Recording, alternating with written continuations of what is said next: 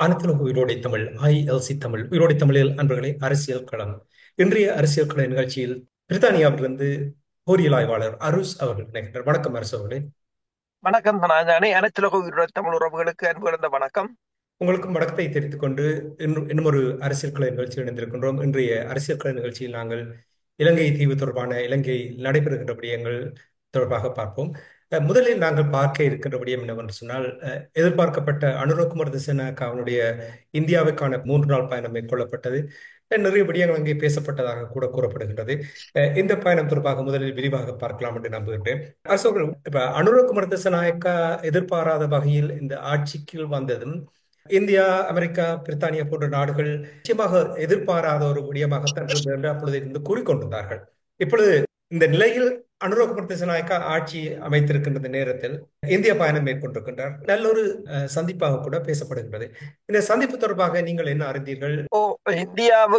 இந்தியாவின் இந்த பயணம் தொடர்பாக இப்போது பல்வேறு தரப்புகளிடமிருந்து அங்கு பேசப்பட்ட விடயங்கள், இரு நாடுகளும் கூட்டாக வெளியிடப்பட்ட அறிக்கைகள் தொடர்பான ஆய்வுகள் வந்த வண்ணம் இருக்கின்றன. இந்த பயணத்தை இந்தியாவும் ஒரு முக்கியமாக கருதியது, இலங்கையும் ஒரு முக்கியமாக கருதியது.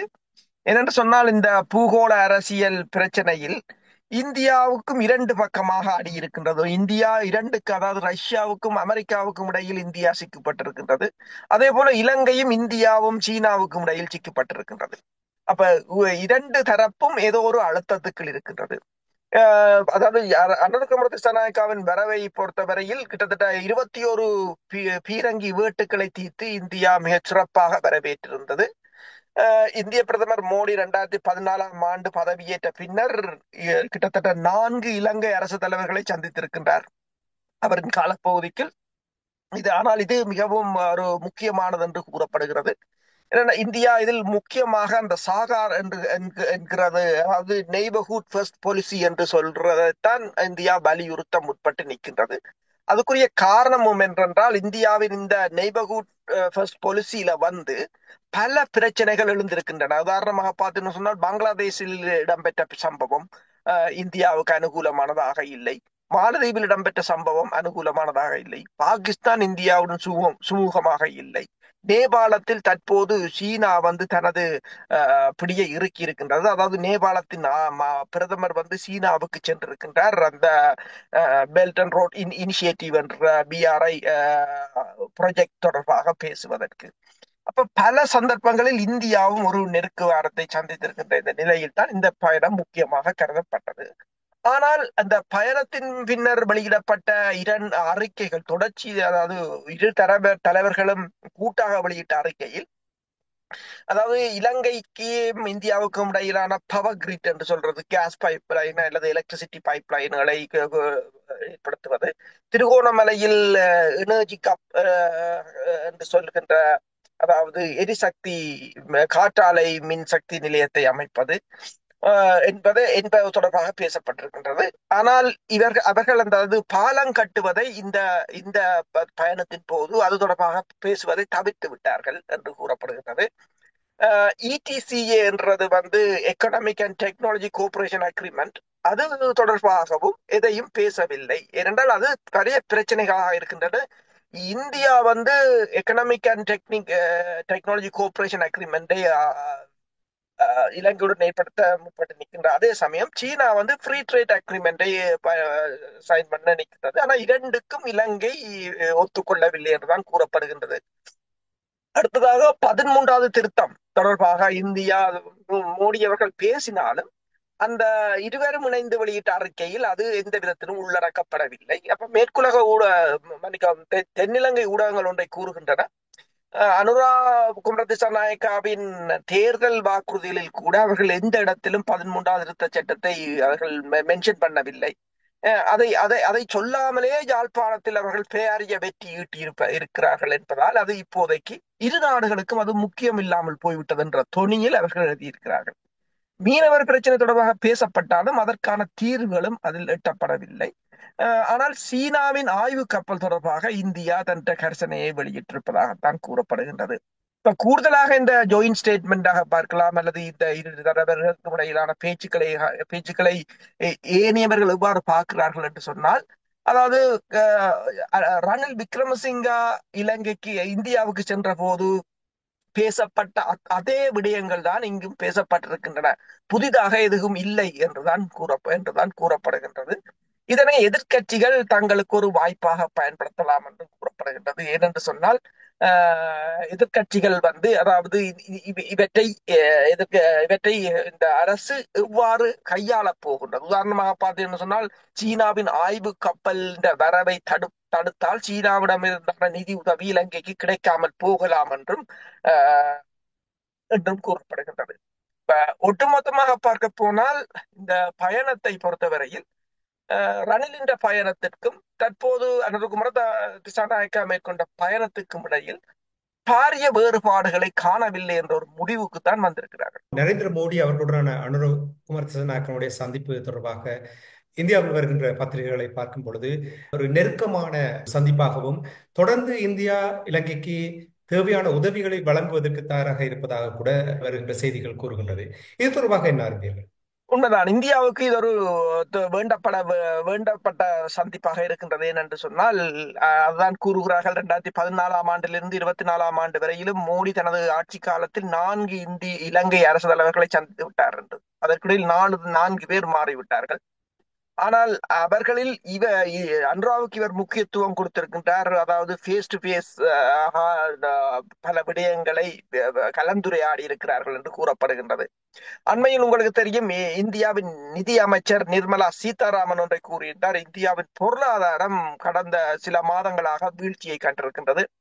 முன்னர் 6.7% ப்ரெடிக்ட் பண்ணப்பட்டது இப்போது 5.4% விழுந்திருக்கின்றது. அதை அவர் என்னென்று கூறுகிறார் என்றால், அதை ஒரு டெம்பரரி பிளிப் என்றுதான் கூறுகிறார். அதாவது தற்காலிகமான ஒரு வீழ்ச்சி, ஆனால் மீண்டும் தாங்கள் பொருளாதாரம் அபிவிருத்தி அடையும் என்று சொல்லி 2030 ஆண்டு 10 டிரில்லியன் பொருளாதாரத்தை எட்ட வேண்டும் என்பது இந்தியாவின் குறிக்கோளாக இருக்கின்றது. அப்ப இவை எல்லாவற்றுக்கும் ஒரு என்னென்று சொன்னால் ஒரு அமைதியான அல்லது உறுதியான அரசியல் பின்புலம் வேண்டும். அந்த அரசியல் பின்புலத்தை நான் முன்னர் கூறியது போல இந்தியாவின் நெய்பர்ஹுட் ஃபர்ஸ்ட் பாலிசியில் இந்தியா தனது தனது அயலவர்களுடன் எவ்வாறு நட்பை பேணுகிறது என்பதில் தான் தாங்கி இருக்கின்றது. அதில் பல இடங்களில் தோல்வி கண்டிருக்கின்ற அதே சமயம் இப்போது இலங்கையில் அதனை ஒரு விட்டுக் கொடுப்பாக இந்தியா செய்வதற்கு முன்வந்திருப்பது போலதான் தெரிகின்றது. எனவேதான் இந்த ஜாயிண்ட் ஸ்டேட்மெண்ட்டிலும் கூட, இணைந்து வெளியிடப்பட்ட அறிக்கையிலும் கூட 13வது திருத்த சட்டத்தையோ அல்லது பாலம் கட்டுவது தொடர்பாகவோ எதனையும் அவர்கள் தெரிவிக்கவில்லை என்றும் கூறப்படுகின்றது.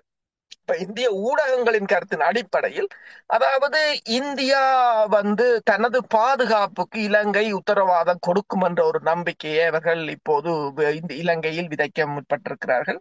அதே சமயம் இலங்கையின் வெளிவார அமைச்சர் விஜித கெரத்தும் ஒன்றை சொல்லியிருக்கின்றார், இலங்கைக்கு அச்சுறுத்தலான எந்த விடயங்களிலும் அங்கு பேசப்படவில்லை என்றும் கூறியிருக்கிறார்கள். இப்ப இரண்டு நாடும் தங்களை இயலுமானவரை காயப்படுத்தாத ஒரு ஒரு நகர்வை இந்த சந்திப்பின் போது மேற்கொண்டிருப்பது போலதான் தெரிகின்றது. அச்சுறுத்தல் ஆன வகையில் ஒரு உடன்படிக்கையின் கைச்சாத்திடப்படவில்லை என்று சொன்னால், அங்கே நிச்சயமாக மின்சாரம் தொடர்பாக பேசப்பட்டிருக்கும் என்று நம்புகிறேன். அது தொடர்பாக என்ன கூறினார்கள்? மின்சாரம் பவர் கிரிட் 2 நாடுகளுக்கும் இடையில் மின்சார கேபிள்களை அமைப்பது அல்லது கேஸ் பைப் லைனை போடுவது தொடர்பாகத்தான் பேசியிருக்கிறார்கள். உங்களுக்கு தெரியும், இந்தியா ரஷ்யாவிடமிருந்து நாளொன்றுக்கு 500,000 பேரல், அதாவது 5 லட்சம் பேரல் எண்ணெய்களை இறக்குமதி செய்யும் உடன்பாட்டை கைச்சாத்திட்டிருக்கின்றது அடுத்த 10 வருடங்களுக்கு. இந்தியா அதாவது எரிபொருள் விநியோகத்தில் ஒரு முக்கிய இடமாக வரப்போகின்றது. அதனைத்தான் இலங்கைக்கும் இப்போது இந்த கேஸ் பைப் லைனை அமைப்பது தொடர்பாக பேசியிருக்கிறார்கள். இப்ப நீங்கள் கேட்டது போல இந்த கேஸ் பைப் லைனோ அல்லது பவர் கிரிட் அதுகளை பற்றி பேசியிருக்கிறார்கள்.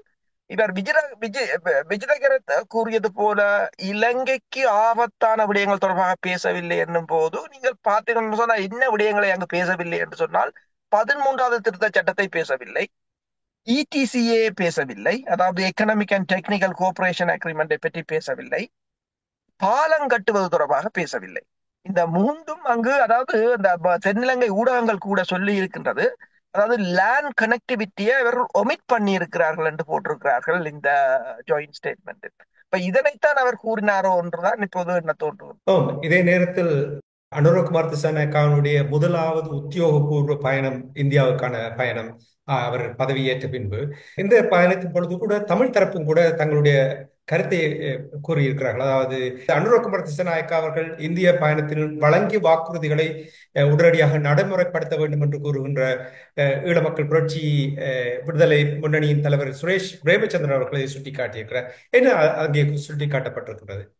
அவையல் அதாவது இந்திய பிரதமர் ஒன்றை கூறியதாக கருத்து சொல்லப்பட்டது.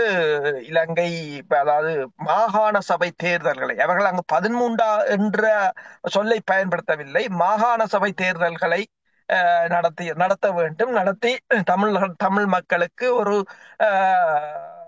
அவர்களுக்கு இந்த பிரச்சனைகளுக்கு ஒரு தீர்வு வழங்கப்பட வேண்டும். இது இந்தியா வளமையாக கூறுகிற ஒரு மொழிதான். அது வளமையாக அவர்கள் கூறுவதுதான். இப்ப சுரேஷ் பிரேமச்சந்திரன் கூறியது போல ஜேவிபியை பொறுத்தவரையில் இப்ப தென்னிலங்கை ஊடகங்கள் ஒன்றைத்தான் கூறுகிறது, அவர்கள் எந்த ஒரு சந்தர்ப்பத்திலும் அரசு தலைவர் தேர்தலின் போதோ அல்லது நாடாளுமன்ற தேர்தலின் போதோ அவர்கள் எந்த ஒரு சந்தர்ப்பத்திலும் 13வது திட்டம் தொடர்பாக பேசவில்லை. எனவே அவர்கள் அது தொடர்பாக இந்தியாவிலும் பேச தேவையில்லை என்ற மாதிரி தான் கூறியிருக்கிறார்கள். இவர்கள் எதனை கூறுகிறார்கள் என்றால் இப்ப தெரியவில்லை. சில சமயங்களில் மீனவர் பிரச்சனையாக இருக்கலாம், மீனவர் பிரச்சனை தொடர்பாகவும் பேசினார்களே தவிர அது இணைந்த அறிக்கையில் கூட அது தொடர்பாக இது எந்த தீர்வும் அல்லது அதுக்கான எந்த ஒரு நடவடிக்கையும் எடுக்கப் போவதாக தெரியவில்லை என்பதைத்தான் தென்னிலங்கை ஊடகங்கள் வெளியிட்டிருக்கின்றன. அதற்கு அப்பால் நீங்கள் பார்த்தீங்கன்னு சொன்னால் இந்த மின்சாரத்தை பகிர்ந்து கொள்வது, எரிவாயு பைப்லைன்களை அமைப்பது, இதுகள் தான், அதாவது திருகோணமலையில் எரிசக்தி மையத்தை அமைப்பது, இதுகள் தான் அந்த நிபந்தனை பேச்சுகளாக இருக்கின்றன.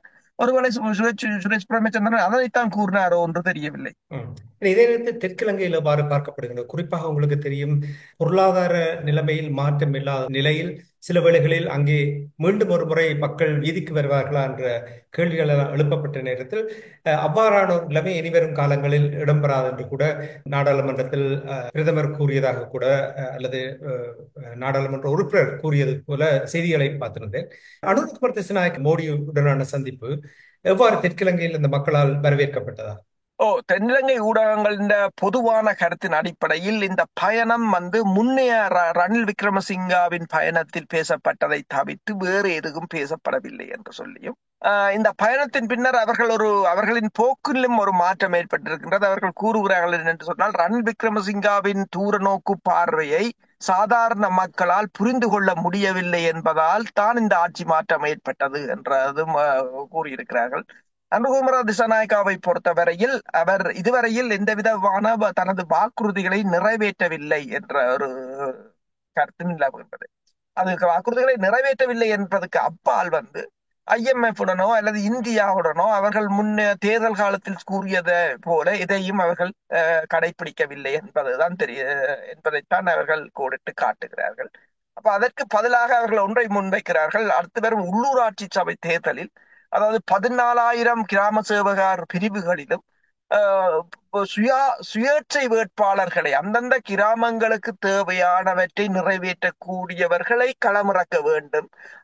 அதை களமிறக்குவதன் ஊடாக இந்த அரசியல் மயப்படுத்தப்பட்ட தரப்புகளை ஓரங்கட்ட முடியும் என்றும் கூறுகிறார்கள். உதாரணமா பார்த்தீங்கன்னு சொன்னா, அனுரகுமார் திசாநாயக்காவும் அரசு தலைவர் தேர்தலில் பெரும்பான்மையான வெற்றியை பெறவில்லை, 42% தான் பெற்றிருந்தார். அதன் பிற்பாடுதான் நாடாளுமன்ற தேர்தலில் வெற்றி பெற்றிருந்தார் பெருமளவில். அப்ப அவருக்கும் ஒரு உறுதியான ஆணையை வழங்கவில்லை. இப்ப இந்த நிலைமை நீடிக்குமாக இருந்தால் சிங்கள மக்கள் தமக்கான அடுத்த தெரிவை நோக்கி நகரக்கூடிய ஒரு சாத்தியங்களும் இருக்கின்றன. இனி தொடர்ந்து நாங்கள் தமிழர் தரப்பினுடைய நிலைப்பாட்டை பார்ப்போம். உங்களுக்கு தெரியும், கடந்து வந்த அரசாங்கங்கள் குறிப்பாக 2009ஆம் ஆண்டுக்கு பின்னர் எவ்வாறு பாரபட்சம் வடக்கையும் கிழக்கையும் கண்டிப்பது போல் அவர்களுடைய செயல்பாடுகள் இருந்து வந்து தொடர்ந்து இருந்தது. இப்பொழுதும் கூட அந்த நிலையில் எந்த ஒரு மாற்றம் இல்லை என்பதை நிச்சயமாக அஹ், புதிதாக தேர்வு செய்யப்பட்ட வன்னி மாவட்ட நாடாளுமன்ற உறுப்பினர் துரைராஜா ரவிகரன் அவர்கள், அவர் தொடர்பாக நாங்கள் அடிக்கடி இங்கே உரையாடி இருக்கின்றோம். அவருடைய இந்த மக்கள் தொடர்பான கரிசனை அவர் மீது அதிகமாக அவர் கொண்டிருக்கின்றார் விடயங்களை நாங்கள் பேசியிருக்கிறோம். வன்னி பாடசாலைகள் வளக்குறைவு தொடர்பாக சுட்டிக்காட்டியிருப்பதாக கூறப்படுகிறது. இது தொடர்பாக பகிர்ந்து கொள்வீர்களா? உண்மைதான். இந்த வன்னியில் இருக்கின்ற பாடசாலைகளில் பெருமளவானவை மிகவும் வளங்கள் குன்றிய நிலையில் இருப்பதாகவும், சில பாடசாலைகள் ஒரே ஒரு கணனியுடன் இயங்கிக் கொண்டிருப்பதாகவும், பல பாடசாலைகளில் விளையாட்டு உபகரணங்கள் கூட இல்லை என்று சொல்லியும், சில பாடசாலை உதாரணமாக பண்டாரவன்னியன் மகாவித்தியாலயத்தில் இருந்து மல்யுத்த போட்டியில் இலங்கை தேசிய அளவில் வெற்றி பெற்ற பிள்ளைகள் இருக்கின்ற போதும் அவர்களுக்கு கூட ஒரு வசதிய வாய்ப்புகள் இல்லை என்றும் கூறியிருக்கின்றார். அவர் ஒன்றை தெரிவித்திருக்கின்றார், அந்த அரசின் நிதி சமமாக பங்கிடப்படவில்லை என்ற குற்றச்சாட்டை தான் முன்வைத்திருக்கின்றார். அது உண்மைதான். ஒன்று, அரசாங்கத்தின் நிதி சமமாக பங்கிடப்படவில்லை. இரண்டாவதாக, அந்த நிதியை அவர்கள் எவ்வளவு தூரத்துக்கு பயன்படுத்துகிறார்கள், அதை திருப்பி அனுப்பாமல் மாகாண சபையாக்களுக்கு இருக்கலாம், அல்லது அது இயங்காவிட்டாலும் ஆளுநர் இருக்கிறார், அவருக்கு கூடாக அதனை எவ்வளவு தூரத்துக்கு, அதாவது வருகின்ற அத்தனை நிதியையும் பயன்படுத்தி விடுகிறார்களா அல்லது திரும்பி போகிறதா என்ற ஒரு ஒரு கேள்வியும் இருக்கின்றது. ஆனால் அதே சமயம் நீங்கள் பார்த்தீங்கன்னு சொன்னால், புலம்பெயர் தேசத்தை பொறுத்தவரையில் புலம்பெயர் தேசத்தில் இருந்து இந்த பாடசாலைகளுக்கான நிதி உதவிகள் என்று சொல்லி எல்லாம் பெருமளவில் சேர்க்கிறார்கள். இப்போது இலங்கை அரசின் நிலைமைதான் புலம்பெயர் மக்களின் நிலைமையாகவும் இருக்கின்றது. என்றால் இலங்கை அரசின் நிதி எவ்வாறு சமமாக பாடசாலைகளுக்கு பங்கிடப்படவில்லையோ அதே போலதான் இந்த புலம்பெயர் அமைப்புகள் செய்கின்ற நிதி உதவிகளும் ஒரு சில பாடசாலைகளை நோக்கியே குவிக்கப்படுகின்றன தவிர அந்த அந்த எல்லா பாடசாலைகளுக்கும் சமமாக பங்கிடப்படவில்லை என்பது ஒரு வருத்தமான செய்தியாகத்தான் இருக்கின்றது.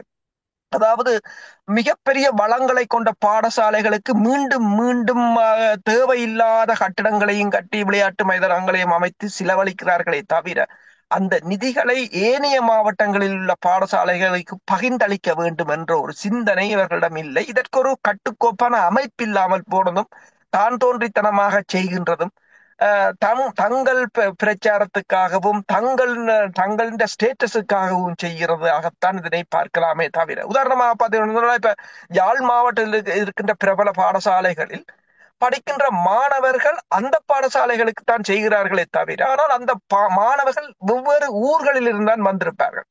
இப்ப அங்கு எல்லோரும் யாழ் மாவட்டத்தை சேர்ந்தவர்கள் இல்லை, அல்லது யாழ்ப்பாண நகரத்தை சேர்ந்தவர்கள் இல்லை. அவர்கள் யாழ் நகரத்தில் இருக்கின்ற பிரபல பாடசாலைகளில் படித்தாலும் அவர்கள் பல்வேறு கிராமங்களில் இருந்து வந்தவர்கள்.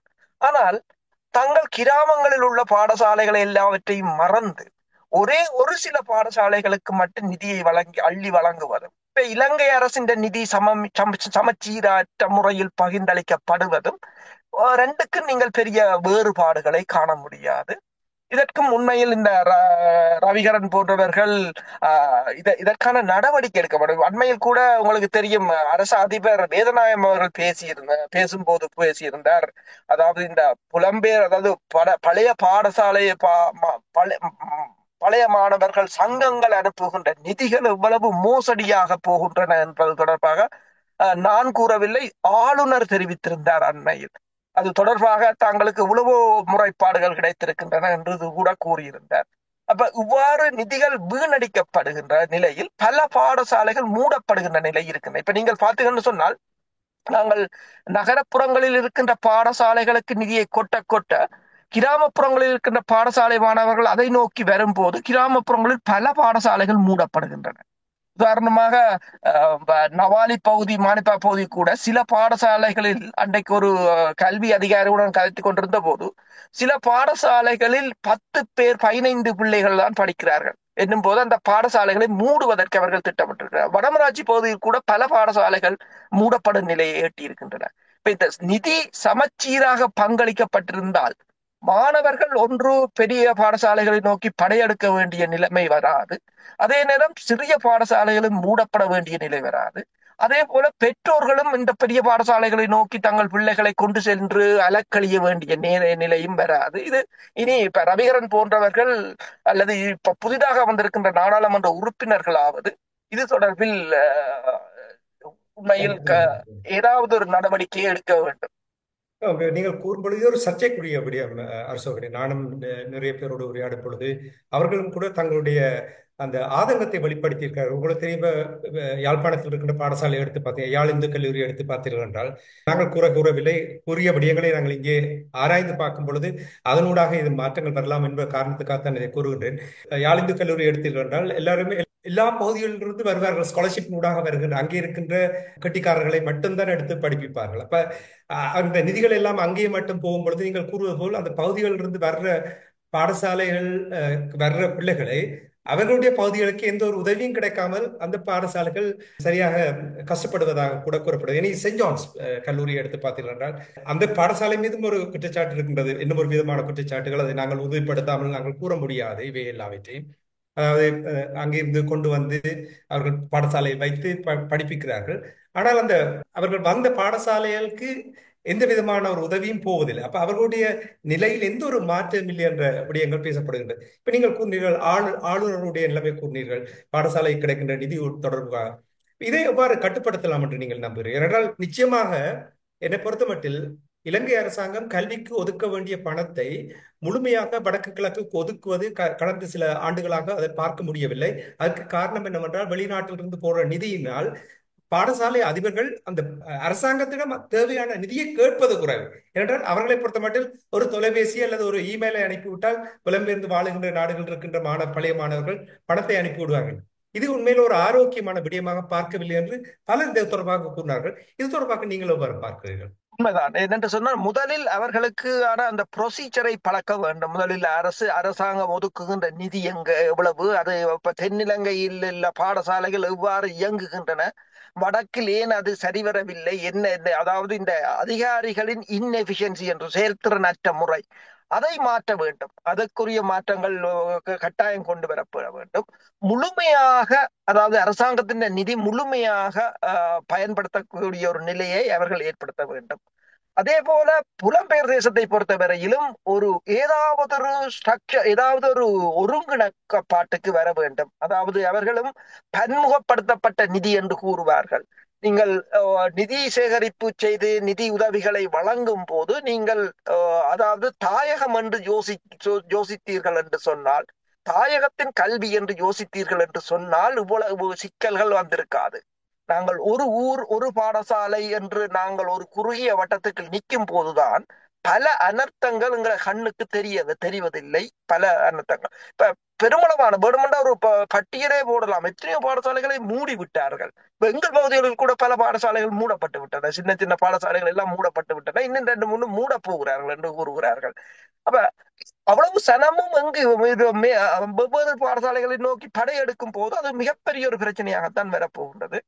நீங்கள் கேட்டது போல இதனை எவ்வாறு தீர்க்கலாம் என இனி புதிதாக வந்திருக்கின்ற நாடாளுமன்ற உறுப்பினர்கள் இதில் உண்மையாக கவனம் செலுத்த வேண்டும். அண்மையில் கூட உங்களுக்கு தெரியும், அந்த மாகாணங்களுக்கான நிதி ஒதுக்கீடு இடம்பெற்ற கூட்டத்தொடரில் பெரிய பிரச்சனைகள் இடம்பெற்றிருந்ததை பார்க்கக்கூடியதாக இருந்தது. நாடாளுமன்ற உறுப்பினர்களுக்கும் அங்குள்ள அதிகாரிகளுக்கும் இடையில். உண்மையில் இது நாடாளுமன்ற உறுப்பினர்களை மட்டும் இங்கு கூற முடியாது, அதிகாரிகளும் இதில் முக்கிய கவனம் எடுக்க வேண்டும். ஏனென்றால் அதிகாரிகள் தான் இந்த அரசாங்கத்தை இயக்குவதாகத்தான் இருக்குது. அப்ப இந்த அதிகாரிகள் மட்டத்தில் எவ்வளவு கல்வி வலய அதிகாரிகளாக இருக்கலாம், அல்லது கல்வித்துறை அதிகாரிகளாக இருக்கலாம், அல்லது பாடசாலை அதிபர்களாக இருக்கலாம். இது ஒரு ஒருங்கிணைந்த முயற்சியாகத்தான் இருக்கும். இந்த ஒருங்கிணைந்த முயற்சியில் இந்த புலம்பெயர் தமிழ் சமூகம் இனி ஓரளவு அதாவது ஒரு குறிப்பிட்ட ஊர்கள் குறிப்பிட்ட பாடசாலைகள் என்று எண்ணாது தாயகம் என்று சிந்திப்பார்களாக இருந்தால் ஏதாவது ஒரு வழியில் அந்த மக்களுக்கான ஒரு நன்மையை நாங்கள் செய்ய முடியும். நிச்சயமாக தாயகம் வடக்கு கிழக்கு என்ற விதத்தில் அவர்கள் சிந்திக்க வேண்டும்.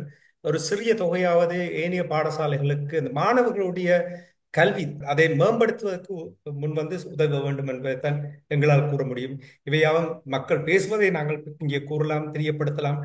எங்களால் ஒன்றுமே செய்ய முடியாது என்பதை கூறிக்கொண்டு நாங்கள் இலங்கை தொடர்பாக தமிழர் தாயகத்தில் உள்ள நிலைமைகள் நீங்கள் ரவிகரன் தொடர்பான விடயங்களை கூறினீர்கள். அதை நாங்கள் இப்பொழுது நிறுத்திக் கொண்டு இனி அனுர திசாநாயக்காவுடைய இந்திய பயணம் தொடர்பாக நீங்கள் சற்று முன்னதாக கூறினீர்கள். அந்த பயணத்தை முடித்து வந்து அனுர திசாநாயக்கா அவர்கள் சீன மக்கள் குடியரசின் அரசியல் ஆலோசகர் சம்மேளனத்தின் குழு உபதலைவரை சந்தித்திருக்கின்றார். குவின் பாயோங் இருவருக்கும் இடையிலான சந்திப்பு நடைபெற்றிருக்கின்றது. இந்த சந்திப்பு என்ன காரணத்துக்காக நடைபெற்றது என்று கூற முடியுமா? ஓ அதன் முக்கிய காரணம் என்னென்று சொன்னால், அடுத்த மாதம் அனுரகுமார திசாநாயக்கா அவர்கள் சீனாவுக்கு செல்கிறார். அந்த சீனாவுக்கு செல்வதற்கு முதலான ஒரு தயாரிப்பு நடவடிக்கைகள் என்றுதான் கூறப்படுகின்றது. அதன் முன்னோட்டமாகத்தான் Chinese people's political consultative conference என்று சொல்கின்ற அமைப்பு, அதை சிபிபிசிசி என்று சொல்லலாம், சீன மக்கள் குடியரசின் அரசியல் ஆலோசனை சம்மேளனம் என்று கூறுகிறது. அந்த அமைப்பை சேர்ந்த கிங் பொயாங் வந்திருக்கின்றார். புதன்கிழமை அனுரகுமார திசாநாயக்காவை சந்தித்திருக்கின்றார். சந்தித்த போது அவர் அதாவது அனுரகுமார திசாநாயக்கா இரண்டை கூறியிருக்கின்றார். ஒன்று, தங்களுக்கு அவர்கள் அந்த கடன் மறுசீரமைப்பு செய்ததற்கு நன்றியை தெரிவித்திருக்கின்றார். அதே நேரம் அவர் இன்னொன்றையும் கூறியிருக்கின்றார், அந்த சீனாவினால் விடுபட்டு போன திட்டங்களை மீண்டும் ஆரம்பிக்குமாறும் அதனை தங்களுக்கு அபிவிருத்தி செய்து தருமாறும் கூறியிருக்கின்றார். அதே சமயம் சீனா, அதாவது கிங் பொயாங் ஒன்றை கூறியிருக்கின்றார். அதாவது கடல் ஆய்வு நடவடிக்கைகளை இலங்கை அரசு இடைநிறுத்தியது தங்களுக்கு ஒரு அதிருப்தியான நிலைமை என்று சொல்லியும், அதை மீள ஆரம்பிப்பதற்கான அனுமதிகள் வழங்கப்பட வேண்டும் என்றும், அடுத்தது அம்பாந்தோட்டையில் தாங்கள் பல தொழிற்பேட்டைகளை அமைக்கப் போவதாகவும், அந்த தொழிற்பேட்டைகள் இலங்கைக்கு மிகப்பெரிய ஒரு உலக மட்டத்தில் மிகப்பெரிய ஒரு முன்னேற்றத்தை கொண்டு வரும் என்றும் கூறியிருக்கிறார்கள். அப்ப அதுல முக்கியமாக அவர் ஒன்றை கூறியிருக்கிறார் என்னென்றால், தான் வந்ததன் நோக்கம் என்னென்று சொன்னால், முன் முன் முன் தயாரிப்புகளில், அதாவது அனுகுமார் திசாநாயக்கா அங்கு இந்த சீனாவுக்கு செல்ல முதல் என்னென்ன விடயங்களை அவர்கள் கலந்து ஆலோசிக்க போகிறார்கள், என்னென்னத்தை கதைக்க போகிறார்கள் என்பதை அவர்கள் அறிந்து செல்ல போகிறார்கள். அதற்குரிய தயாரிப்பு வேலைகளை சீன அரசு செய்ய போகின்றது போலதான் தெரிகின்றது. அதற்கான ஒரு முயற்சியாகத்தான் இருக்கின்றது. இப்ப இதை கொழும்பு பேப்பர்களும் அதை கார்ட்டூன் கூட போட்டிருக்கிறார்கள். அதாவது ஒரு கயிற்றில் அனுர்குமார திசாநாயக்கா நடந்து வருவது போலவும், அந்த கயிற்று அவரின் கையில் இருக்கின்ற இரு தடியில் ஒரு பக்கம் சீனாவும் ஒரு பக்கம் இந்தியாவும் இருக்கின்றது. அதனை தாங்கி பிடித்தவாறு ஒரு கயிற்றில் நடந்து வருவது போலவும், அதாவது எந்த சமயமும் தடக்கி விழுந்து விடலாம் போன்ற ஒரு கார்ட்டூனையும் அவர்கள் போட்டிருக்கிறார்கள். இப்ப மிகப்பெரிய ஒரு சிக்கலான நிலைமை. இரண்டு தரப்பையும் சமாளித்து போவதுதான் அவருக்கு தற்போது இருக்கின்ற ஒரு தெரிவாக இருக்கின்றது. ஆனால் இது எவ்வளவு தூரத்துக்கு சாத்தியப்படும் என்றுதான் தெரியவில்லை. இனி இலங்கை தீவில் இந்த மனித உரிமை மீறல் தொடர்பாக, சாட்சியங்கள் தொடர்பாக இப்பொழுது தொடர்ந்து விடயங்கள் பேசப்படுகின்ற, குறிப்பாக மார்க் ஆண்ட்ரூ சாட்சியம் சேகரிப்பது தொடர்பில் சிக்கல் இருப்பதாக கூறப்பட்ட ஒரு செய்தியை பார்த்தேன். எனக்கு என்றால் புரியவில்லை. அரசவர்களை கிட்டத்தட்ட 14 ஆண்டுகளாக சேகரிக்கிறார்கள். தமிழர்கள் தரப்பும் சேகரித்தார்கள், வெளிநாட்டு நிறுவனங்களும் சேகரித்தார்கள். என்ன நடக்கிறது? இப்ப உங்களுக்கு தெரியும், ஐசிசியில் எவ்வாறு விளையாட்டு காட்டிக் கொண்டிருக்கிறார்களோ அதே போலதான் இங்கேயும் அந்த விளையாட்டு நடந்து கொண்டிருக்கின்றதா? இந்த சாட்சியங்கள் சேகரிப்பு தொடர்பாக என்ன நிலைப்பாடு? இப்ப யுஎன் இலங்கைக்கான பிரதிநிதி மார்க் ஆண்ட்ரூவை சுமந்திரன் அவர்களும் சாணக்கியனும் சந்தித்திருந்தார்கள். அப்போது அவர்கள் பேசும்போதுதான், அதாவது கடந்த வருடம் இலங்கை அதாவது உங்களுக்கு தெரியும், 2021 ஆண்டு கொண்டு வரப்பட்ட தீர்மானத்தில் சாட்சியங்களை சேகரிப்பது, அதனை பாதுகாப்பது தொடர்பாக நிதி ஒதுக்குவது என்றெல்லாம் கூறப்பட்டது. அந்த சாட்சியங்களின் ஊடாக இலங்கை மீதான அதாவது இலங்கை மேற்கொண்ட மனித உரிமைகள் மீறல்கள், போர்க்குற்றங்கள் தொடர்பில் வழக்குகளை கொண்டு வருவது போன்றுதான் கூறப்பட்டிருந்தது. அதற்கான நிதி உதவிகளும் அறிவிக்கப்பட்டிருந்தது. பின்னர் அதற்கான நிதி உதவி கிடைக்கவில்லை என்று கூறப்பட்டது. அதன் பிற்பாடு அது காலதாமதமாகும் என்று கூறப்பட்டிருந்தது. கடந்த வருடம் அதற்கான கால நீடிப்பை வழங்கியிருந்தார்கள். இந்த வருடம், அதாவது 2025 ஆண்டு செப்டம்பர் மாதத்துக்கு இடையில் இந்த கால அவகாசம் வழங்கப்பட்ட கால அவகாசத்தின் அடிப்படையில் நீங்கள் சாட்சியங்களை சேகரித்து அதற்கான நடவடிக்கைகள் எடுப்பீர்களா என்று இவர்கள் கேட்ட போது அவர் கூறியிருக்கின்றார், அதற்கு நேரம் போதாது. எனவே இந்த 2025 ஆண்டு செப்டம்பர் மாதமும் மேலும் ஒரு கால நீடிப்பை வழங்க வேண்டிய நிலைமை ஏற்படும் என்று கூறியிருக்கின்றார். என்னும் போது தொடர்ச்சியாக அவர்கள் ஏமாற்றுகிறார்கள் என்பதை அவர்கள் மறைமுகமாக கூறுகிறார்கள் என்பதை நாங்களும் புரிந்து கொள்ள வேண்டும். உதாரணமாக பார்த்தீங்கன்னு சொன்னால் இந்த ஐடிஜேபி வந்து இந்த டிசம்பர் 10ஆம் நாள் அனைத்துலக மனித உரிமைகள் தினம். அன்றைய தினம் ஐடிஜேபி ஒரு அறிக்கையை வெளியிட்டிருந்தது. பிரித்தானிய அரசு கட்டாயம் இலங்கை மீது ஒரு தடைகளை கொண்டு வர வேண்டும், அதிகாரிகள் மீதாவது தடைகளை கொண்டு வர வேண்டும் என்று 60 பேரின் பெயர்களையும் பரிந்துரை செய்திருந்தது. ஆனால் எதுவும் நடக்கவில்லை. இங்க இருக்கின்ற அமைப்புகள் கூட தாங்கள் கடிதம் எழுதியதாகவும் அவர்கள் பதிலளித்ததாகவும் கூறியிருந்தார்கள். அதன் பின்னர் அவர்களும் காணாமல் போய்விட்டார்கள். என்னத்தை எழுதினார்கள், என்னத்தை பதிலளித்தார்கள் என்றது இப்ப நாங்கள் முயற்சி என்பது பிரச்சனை இல்லை. ஏனென்றால் முயற்சி வந்து நல்ல விடயம். இப்ப உதாரணமாக நீங்க பார்க்கலாம், இந்த நடிகர் actor Jean Claude Van Damme என்றவர் ஒன்றை சொல்லி இருந்தார். If you are not capable of making a mistake, you are not capable of anything என்று கூறுகின்றார். நீங்கள் தவறுகள் செய்யலாம், தவறுகள் செய்யாமல் எதையும் நீங்கள் செய்ய முடியாது, அது பிரச்சனை இல்லை. ஆனால் நீங்கள் அந்த தவறுகளை சொல்லுங்கள். இது ஓகே, இவர்கள் இப்படி ஏமாற்றுகிறார்கள். நீங்கள் மீண்டும் மீண்டும் நீங்கள் மக்களுக்கு வந்து அவர்களுக்காக வாதாட தேவையில்லை. நாங்கள் கேட்டோம், அவர்கள் செய்ய மாட்டார்கள், அடுத்தது என்ன செய்ய வேண்டும் என்று. இப்ப அடுத்த வருஷமும் இதே மாதிரி கடிதம் எழுத போறீங்களா? அதான் இப்ப எங்களை கேள்வி என்னென்றால், சரி அவர்கள் செய்ய போவதில்லை என்றால் அடுத்தது என்ன செய்ய வேண்டும் என்று சொன்னால், ஒவ்வொரு இடமும் நீங்கள் கடிதம் எழுதுவதும் அதனைக்கான அவர்கள் பதிலளிப்பதும் அதற்காக மக்களிடம் வந்து அவர்களை நியாயப்படுத்துவதும் ஒருபோதும் ஏற்றுக்கொள்ளப்பட முடியாது. இதைத்தானே அரசு அவர்களை நாங்கள் அடிக்கடி கூறிக்கொண்டு வராது. இப்ப ஒருவர் மட்டும் அல்லது ஒரு அமைப்பு மட்டும் இதை செய்யும் பொழுது அங்கே எந்த ஒரு தாக்கத்தையும் ஏற்படுத்த போவதில்லை. வெறுமனவே இவர்கள் படம் காட்டலாம் சமூக வலைத்தளங்களில் அல்லது இணையதளங்களினூடாக சொல்லலாம், நாங்கள் பிரதமருக்கு கடிதம் எழுதினோம், அரசு தலைவருக்கு கடிதம். அது என்னத்தை செய்ய போகின்றது? ஒரு தாக்கத்தை ஏற்படுத்துவது என்றால் அனைத்து கட்சிகளும், அனைத்து நாடாளுமன்ற உறுப்பினர்களும், அனைத்து அமைப்புகளும் இணைந்து தான் அதை செயற்படுத்தும் பொழுதுதான் அதனுடைய ஒரு வலிமை இருக்கும், தாக்கம் இருக்கும். இது வெறுமனவே மக்களை ஏமாற்றுவதற்காக நீங்கள் அவ்வாறு பார்க்கவில்லையா? உண்மைதான், உண்மைதான். அது மக்களை ஏமாற்றுகிறார்கள் என்பது சரி. அதைத்தான் நான் கூறுகிறேன். நீங்கள் வெளிப்படையாக சொன்னால் தவறு செய்வது பிரச்சனை இல்லை. அதை நாங்கள் இப்படி கேட்டால் இது தவறாக போய் விடுகின்றது, இவர்கள் செய்ய போவதில்லை என்று கூறினால் அடுத்தது என்னென்று நாங்கள் பார்க்கலாம், மக்களும் பார்ப்பார்கள். எனவேதான் இப்ப மக்களுக்கும் நம்பிக்கை இழந்து விட்டார்கள். அவர்கள் இப்போது தங்கள் உள்ளூர் சோழிகளை பார்க்க போய்விட்டார்கள். உள்ளூர் நாடாளுமன்ற உறுப்பினர்களுடன் அவர்கள் தங்களுடைய அன்றாட வாழ்க்கையை பார்க்க போய்விட்டார்கள். இதற்கு மக்கள் வருவதும் இல்லை. இப்ப உதாரணமா பார்த்தீங்கன்னு சொன்னால், இது இப்ப அன்று அவர்கள் அன்று கூறியதை பாருங்கள்.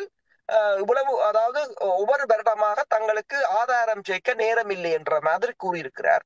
அப்ப புச்சா பகுதியில் நடந்ததை ஒரு கிழமைக்குள் ஆதாரங்களை சேகரித்து ரஷ்யா மீது ஐசிசியில் என்னென்ன நடவடிக்கை எடுத்தார்கள் என்றதை இவர்கள் கேட்டிருக்கலாம். இவர்கள் அதை கதைக்க போறவர்கள் பல விடயங்களை அவர்களிடம் கேட்டிருக்கலாம்.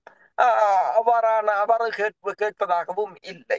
அப்ப அப்ப இது என்ன பிரச்சனைன்னு சொன்னால், அடுத்த வருடம் செப்டம்பர் மாதம் 2025ஆம் ஆண்டு செப்டம்பர் மாதம் நடக்கக்கூடியதை கூட இப்போதே கூறிவிட்டார்கள், இது நடக்க போவதில்லை என்று சொல்லி. அந்த அடுத்த ஒரு வருடத்துக்கு நாங்கள் என்ன செய்ய போகிறோம் என்பதை அல்லது என்ன செயல் திட்டம் இருக்கிறது என்பதை இந்த அமைப்புகள் தெரிவிக்குமாக இருந்தால், புலம்பெயர் அமைப்புகள் இது தொடர்பாக நடவடிக்கையில் ஈடுபடுகின்ற அமைப்புகள் இதனை தெரிவிக்குமாக இருந்தால், உண்மையில் அடுத்த மக்களும் ஏதாவது ஒன்றை அடுத்த ஏதாவது ஒரு மாற்று திட்டம் தொடர்பாக மக்களும் சிந்திக்கலாம். உண்மையா நீங்கள் கூறுவது போல் நீங்கள் அந்த புச்சபாதையில் நடந்த விடயம் தொடர்பாக நீங்கள் கூறும் பொழுது உதய கேள்வியை 6-7 வருஷங்களுக்கு முன்னதாக இந்த ஐநாவுக்கு செல்லுகின்ற அமைப்பிடம் கேட்டேன், ஏன் இவ்வளவு காலம் எடுக்கிறது ஐநாவுக்கு இப்படியான ஒரு தீர்மானத்தை கொண்டு வந்து ஒரு ஆக்கப்பூர்வமான முடிவெடுப்பது?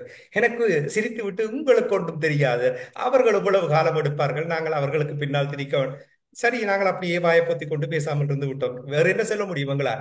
ஆனால் இப்ப இப்ப நீங்க பாருங்கள், 3 மாதத்துக்கு ரஷ்யாவுக்கு எதிராக பிடியாணை கொண்டு வர முடியும், ஆதாரங்களை கொடுத்து இந்த இனப்படுகொலை நடைபெறுகின்றது, போர்க்குற்றம் நடைபெறுகிறது என்று சொல்ல முடியுமாக இருந்தால், எம்மால் முடியவில்லை என்றால் அதற்கு காரணம், சரியான காரணத்தை கூட நாங்கள் ஏற்றுக்கொள்ளலாம். எங்களிடம் பலம் இல்லை, எங்களால் செய்ய முடியாது, முடிந்த அளவை முயற்சிக்கிறோம் என்று சொல்லிக் கொண்டிருக்கலாமே தவிர, ஆனால் பொய்யாக மக்களை நம்பக்கூடிய வகையில் இந்த ஒரு ஹோப்பை கொடுப்பதை, நம்பிக்கையை கொடுக்காமல் அவர்கள் உண்மையாக விளங்கப்படுத்துவார்களா என்றால். இனி அது மட்டும் இல்லை, இப்ப நீங்கள் கூறிய விடயத்தை பார்க்கும் பொழுது நாங்கள் எத்தனை தடவைகள் சொன்னோம், நாடாளுமன்ற உறுப்புகளை இணைந்து செயல்படுங்கள், இணைந்து செயல்படுங்கள் என்று.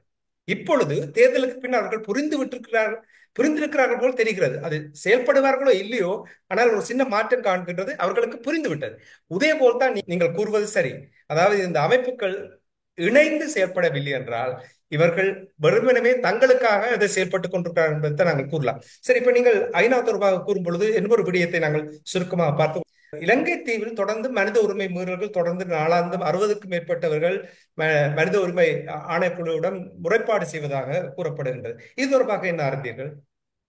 உண்மைதான்.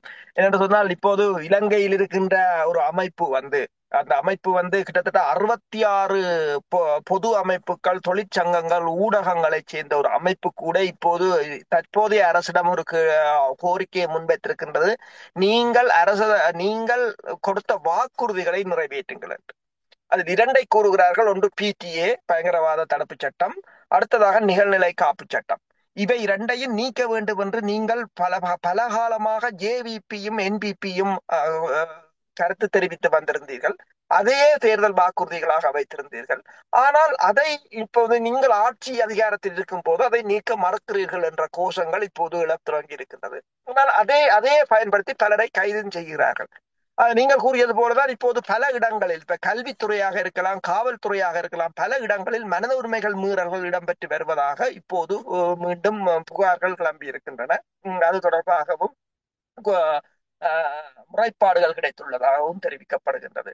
இப்ப இந்த அரசை பொறுத்தவரையில் புதிய அரசு வரும்போது ஓகோண்டு வந்தார்களே தவிர, ஆனால் அங்கால நடைமுறை என்று வரும்போது பல நெருக்கடிகளுக்கு முகம் கொடுத்து கொண்டிருக்க வேண்டிய ஒரு நிலையாகத்தான் இருக்கின்றது. எனவேதான் இப்போது தென்னிலங்கை ஊடகங்கள் ஒன்றை கூறுகின்றது, ரணில் விக்ரமசிங்காவின் தூர நோக்கு பார்வையை அது மக்களின் அடிமட்ட மக்களுக்கு அது போய் சேருகின்ற வழியில் சொல்லப்படவில்லை என்றுதான் அவர்கள் கூறுகிறார்கள். இது எங்களுக்கு பிரச்சனை இல்லை, நாங்கள் தமிழ் மக்கள். ஆனால் இது நான் சிங்கள பகுதியில் இருக்கின்ற கருத்துக்களை நான் இங்கு கூறுகிறேன். அப்ப எங்களுக்கு ரணிலை பொறுத்த வரையில் எங்களுக்கு எல்லோரும் ஒன்றுதான். எங்களுக்கு யாரும் எல்லோரும் பேரினவாதிகளாகத்தான் இருந்தார்கள். யாரும் எதிரையும் செய்யவில்லை. ஆனால் சிங்கள மக்களை பொறுத்தவரை இப்போது மாற்றி சிந்திக்க வேண்டிய ஒரு நிலைமையும் ஏற்பட்டிருக்கின்றது. நீங்கள் கேட்டது போலதான் மனித உரிமைகள் தொடர்பாக குற்றச்சாட்டுகள் எழுந்து கொண்டிருக்கின்றன.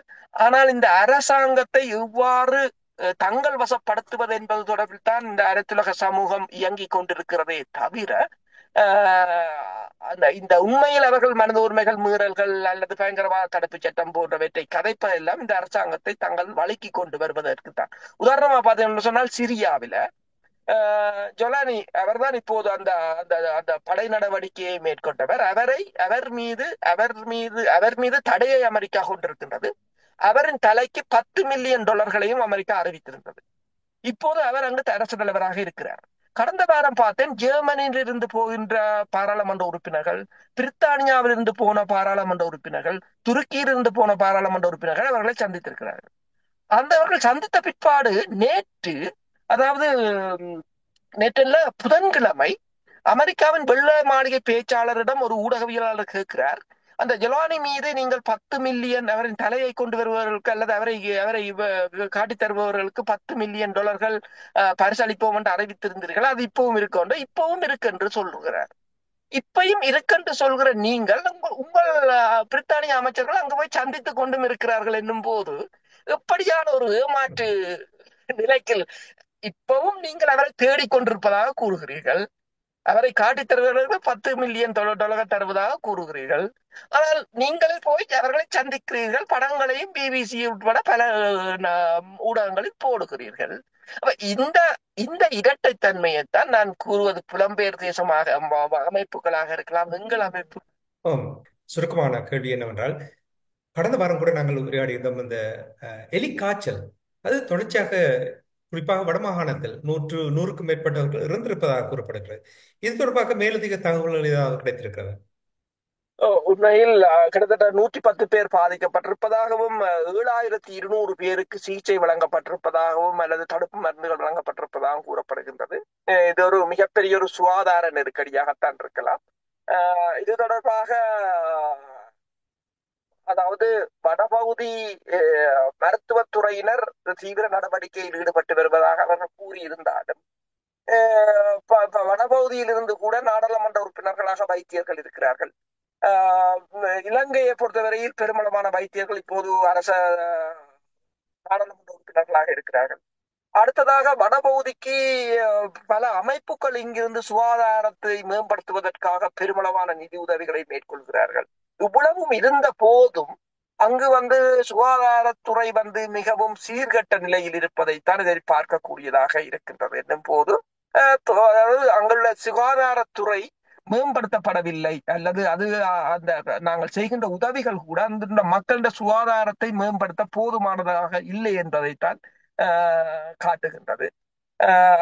இது உண்மையில் யாழ்ப்பாணத்தின் சனத்தொகையுடன் ஒப்பிடும்போது 7200 பேருக்கு மேலுக்கு மருந்துகள் கொடுக்கப்பட்டிருக்கிறது என்று சொல்லும் போது அது ஒரு பெரிய ஒரு அனர்த்தமாகத்தான் இருக்கலாம். இது இலங்கையே ஒரு மிகப்பெரிய ஒரு பிரச்சனை. இப்ப உதாரணமா பார்த்தீங்கன்னு சொன்னால் 30,000 தொன் உப்பை இறக்குமதி செய்ய போகிறதாம் இலங்கை அரசு. இந்த ஆணரவுல உப்பளம் இருக்கு. நீங்கள் அதனை கூட பலப்படுத்தினால் உங்களுக்கு இந்த உப்பு இப்ப என்ன செய்யறாங்கன்னா உப்பை இறக்குமதி செய்கிறார்கள், அரிசியை இறக்குமதி செய்கிறார்கள், பாகிஸ்தானில் இருந்து மாடுகளை இறக்குமதி செய்கிறார்கள். நீங்கள் மயிலத்தன மாதவனையில் மாடுகளை வெட்டி கொண்டு விட்டீர்கள். கிட்டத்தட்ட 400 மாடுகளை வெட்டி கொண்டு இருக்கிறார்கள் இந்த 2010ஆம் ஆண்டிலிருந்து. ஆனால் இப்போது பாகிஸ்தானில் இருந்து மாடுகளை இறக்குகிறார்கள். இப்படித்தான் போய்கொண்டிருக்கிறது. இல்ல, ரெண்டு விடயங்கள் நீங்கள் கூறிய உடனடியாக எனக்கு ஞாபகம் வருது. மயிலத்தமடு மாதவன பிரச்சனை, எத்தனையோ கால்நடைகளை கொன்று விட்டார்கள் பண்ணையாளர்கள். அந்த கால்நடையை வளர்த்து கறவை மாடுகளை சரியாக பராமரிக்க முடியாமல் இருந்த இது தொடர்பாக ஏதாவது இந்த நாடாளுமன்ற உறுப்பினர்கள் யாராவது முயற்சி எடுத்தார்களா? இல்ல புதிய அரசாங்கம் இது தொடர்பாக ஏதாவது வழி காட்டியிருக்கிறதா? அவர்கள் அது தொடர்பாக எதுவும் பேசவில்லை. சாணக்கியனும் சுமந்திரனும் அதாவது ஐக்கிய நாடுகள் சபையின் வதிவிட பிரதிநிதியை சந்தித்த போதும் இந்த விடயத்தையும் கூறியிருக்கிறார்கள். இந்த மயிலத்தன மாதவன பிரச்சனையும் கூறியிருக்கிறார்கள். அனைத்துலக சமூகம் கூட இதில் பெரிதாக அக்கறை கொண்டதாக தெரியவில்லை. உதாரணமா நான் கூறியது போல இப்போது பாகிஸ்தானில் இருந்து 10 கோடிக்கு பட்ஜெட்டில் ஒதுக்கி இருக்கிறார்கள் மாடுகளை கொண்டு வருவதற்கு, அதாவது பால் உற்பத்தியை அதிகரிப்பதற்கு. ஆனால் உள்ளூரில் இருக்கும் வளங்களையே ஒரு ஒற்றுமையாக அதனை வளப்படுத்தி தங்கள் பொருளாதாரத்தை வளப்படுத்தாது உப்பையும் அரிசியையும் மாட்டையும் இறக்குமதி செய்வதால் இந்த நாடு மேலும் வளரும் என்று நான் எண்ணவில்லை. மாடு இதுக்காக மாடை சாப்பிடுவதில்லை என்றால் கறவைப்பால் தேவை என்பதற்காக மாடை சாப்பிடுவதில்லை என்று கூறுவார்கள். சரி, ஆனால் இப்ப நீங்கள் இந்த உப்புரக்குவது தொடர்பாக கூறும்பொழுது எனக்கு ஆச்சரியமாக இருந்தது. என்றால் நான் பரந்தன் என்ற பகுதியில் தானே உப்பளம் அங்கே தயாரிப்பார்கள், உற்பத்தி செய்வார்கள். அதெல்லாம் என்ன உண்மைதான். நடந்தது? என்ன நடந்தது?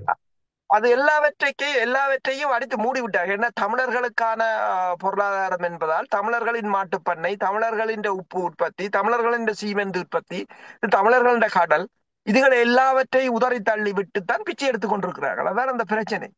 இதுக்குத்தான் உண்மையில் சொல்வது எல்லாம் அதாவது நீங்கள் அதிகாரத்தை பகிர்ந்து கொடுத்து அந்த அந்த தேசங்களுக்குரிய பொருளாதார சுதந்திரத்தை கொடுத்தீர்கள் என்று சொன்னால் அதுவும் வளரும், உங்களுக்கும் அது பிரயோசனமாக இருக்கும் என்பதுதான் இங்கு முக்கியமான உண்மை. உண்மை நீங்கள் கூறுவது அதைத்தான் அடிக்கடி குறிப்பிடுகிறோம்.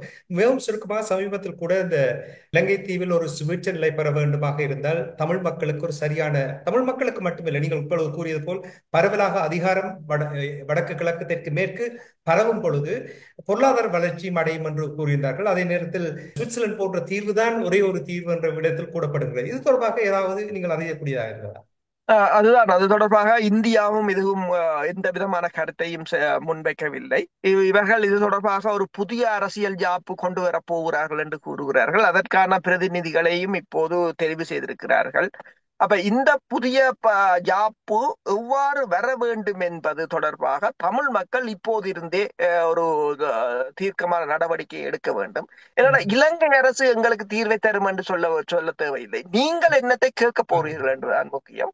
அது தொடர்பாக இதுவரையிலும் எந்த அமைப்புகளும் வாய் திறந்ததாகவோ இது நடவடிக்கை எடுத்ததாகவோ தெரியவில்லை.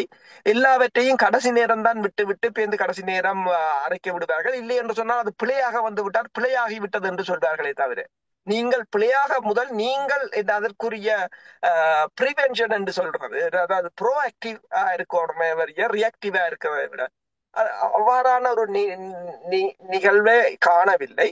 அவர்கள் 13 கதைக்காது விட்டாலும் புதிய அரசியல் அமைப்பு என்று ஜாப் என்று கூறுகிறார்கள். அதை நாங்கள் எவ்வாறு எதிர்கொள்ளப் போகிறோம் என்பதுதான் தங்கியிருக்கின்றது. நிச்சயமாக அனுரகுமார் திசாநாயக்கா பதவியேற்றவுடன் அதனைத் தொடர்ந்து பொது தேர்தல் நடந்த உடனே உயிரோடை தமிழில் நீங்கள் நேரு குணரட்னம் போன்றவர்கள், மயூதரன், ஃபட்டிமா மாஸ்டர் போன்றவர்கள் சுவிட்சர்லாந்து போன்ற தீர்வுதான் அந்த தமிழ் மக்களுக்கும் அந்த இலங்கை தீவுக்கும் ஒரு சுபிட்சத்தை பெற்றுக் கொடுக்கும் என்ற விடயங்களை நாங்கள் அது தொடர்பாக பேசியிருந்தோம். இதை தொடர்ந்து வலியுறுத்தும் பொழுதுதான் அதற்கான ஒரு ஒரு வழியை கண்டுபிடிப்பதற்கு உதவியாக இருக்கும் என்பதை கூறிக்கொண்டு இன்றைய அரசியல் கலை நிகழ்ச்சியை கொண்டு வந்து மீண்டும் இன்னொரு நிகழ்ச்சியில் இணைந்திருப்போம். அதுவரைக்கும் நன்றி, வணக்கம் அரசோகளே. நன்றி, வணக்கம். எமது பார்வையாளர்களுக்கு வணக்கம். மக்களின் குரலாய் ஓங்கி ஒலிக்கும் இலக்கு மின்னிதழ் மற்றும் உயிரோடை தமிழ் வானொலி ஆகிய இவ்விரு ஊடகங்களும் உங்களைப் போன்ற எமது நேயர்கள் நண்பர்களின் ஆதரவிலேயே இயங்கி வருகின்றன. மிக குறைந்த வளங்களுடன் பல இடர்கள் மற்றும் தடைகளை தாண்டி பயணிக்கும் எமது ஊடகங்களின் பணிகள் மேலும் வளர உங்களால் முடிந்த நிதியுதவியை வழங்கி இன்னும் காத்திரமான செயற்பாடுகளை முன்னெடுக்க உதவுமாறு மிகவும் பணிவன்புடன் வேண்டி நிற்கின்றோம். உங்கள் பங்களிப்பு உங்களின் உரிமை குரலாய் ஓங்கி ஒலிக்கும். நன்றி.